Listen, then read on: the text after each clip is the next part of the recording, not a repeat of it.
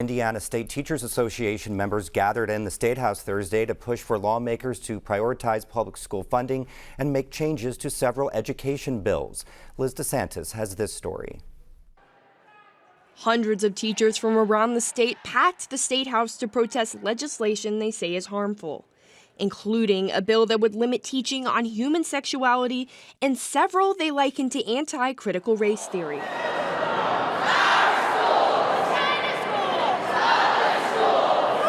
Monroe County Education Association President Paul Farmer worked with MCCSC Superintendent Jeff Oswald to make sure area teachers were represented at the State House. I said, how many teachers do I have to have in order to shut the school system down? So we talked about it, and I said, I'll double it. And we more than doubled it. We've almost tripled the number that we needed to shut the school down.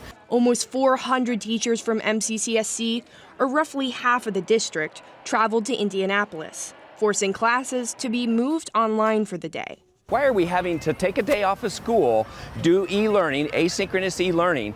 Why are we having to do that? This is wrong. We shouldn't be here. We should be back with our kids in school, but they're forcing us to do it.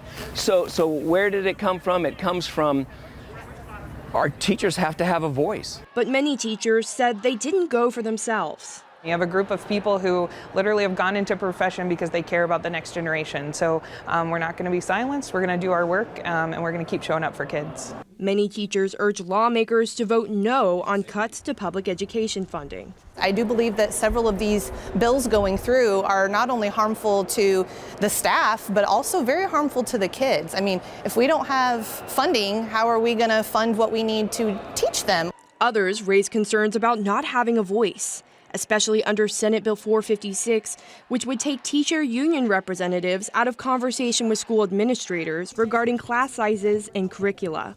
They want to take a lot of our rights away as educators, and I think it's important that we still are able to do what we love to do without having to worry about prosecution or not being able to have a voice in things. Monroe County has passed 3 consecutive referendums to increase funding for the district schools, helping ease some of the burden countywide. But Oswald says it's not enough. Their work is some of the most important work of any profession. And yet, when the revenue is there and the funds exist, it seems overly simplistic that our legislators can fund the priorities that they have.